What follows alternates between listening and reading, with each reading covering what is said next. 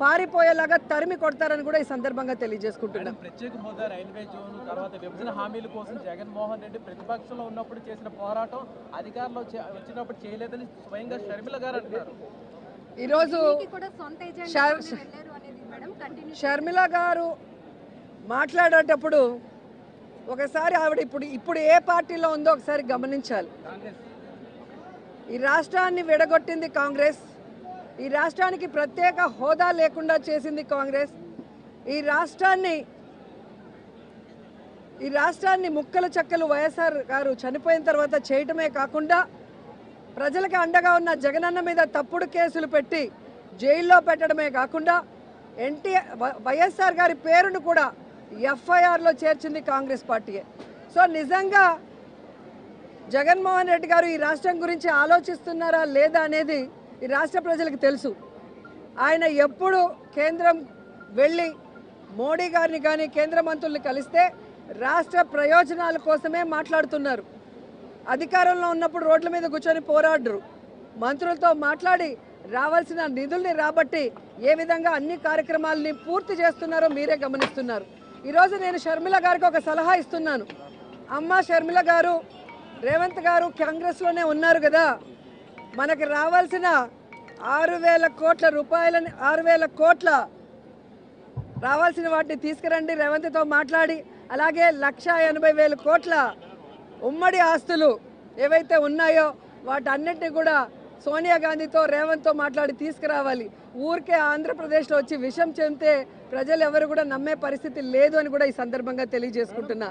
కేవలం జగన్మోహన్ రెడ్డి గారి మీద విషం చిమ్మటానికే చంద్రబాబు నాయుడు, సోనియా గాంధీ ఈరోజు షర్మిల గారిని ఆంధ్రప్రదేశ్లో కాంగ్రెస్ పార్టీలో పెట్టి ఈ విధంగా టూర్లు పెట్టిస్తున్నారనేది చిన్న పిల్లోడిని అడిగినా కూడా చెబుతారు. ఎందుకంటే నేను తెలంగాణలో పుట్టాను, తెలంగాణలోనే పెరిగాను, తెలంగాణలోనే పెళ్లి చేసుకున్నాను.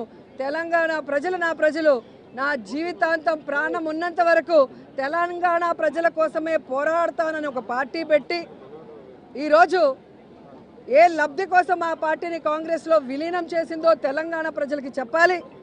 ఏ లబ్ధి కోసం తెలంగాణ ప్రజల్ని గాలి కొదిలేసి ఇక్కడ జగనన్న మీద విషం చిమ్ముతుందో కూడా చెప్పాల్సిన అవసరం ఉంది.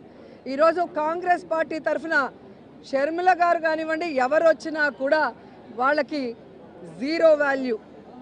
ఎందుకంటే ఇదే షర్మిల గారు పాదయాత్రలో కానీ తెలంగాణలో పార్టీలు పెట్టిన తర్వాత కానీ ఆమె స్పీచెస్ ఒకసారి మీకు చూస్తే మీకే అర్థమవుతుంది.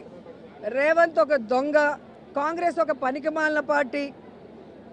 ఈరోజు రాజశేఖర్ రెడ్డి గారు బ్రతుకుంటే కాంగ్రెస్ మొహం మీద ఉమ్మేసి ఉంటాడని మాట్లాడిన వ్యక్తి అదే కాంగ్రెస్లోకి ఈరోజు తన పార్టీని విలీనం చేసి తాను జాయిన్ అయ్యి ఏ విధంగా కాంగ్రెస్ కండువా కప్పుకొని చంద్రబాబు నాయుడు స్క్రిప్ట్ ఎందుకు చదువుతుందో ఆవిడ చెప్పాల్సిన అవసరం ఉంది. ఆవిడ ప్రశ్నలకి జగన్ గారు సమాధానం చెప్పాల్సిన అవసరం లేదు. ఈ రాష్ట్రం కోసం, రాష్ట్ర ప్రజల కోసం, ఈ రాష్ట్రం విడిపోయి నష్టాల్లో, కష్టాల్లో, అప్పుల్లో చంద్రబాబు నాయుడు కాంగ్రెస్ ముంచేసినా ఈరోజు కుంటి సాకులు చెప్పకుండా సమర్థవంతంగా పరిపాలిస్తూ తానిచ్చిన ప్రతి వాగ్దానాన్ని నెరవేరుస్తూ సంక్షేమం, అభివృద్ధి రెండు కళ్ళగా పరిపాలిస్తున్న జగనన్నకి ఈ రాష్ట్ర ప్రజలు ఎప్పుడూ అండగా ఉంటారు. ఆయన మీద విషం చెమ్మడానికి వచ్చే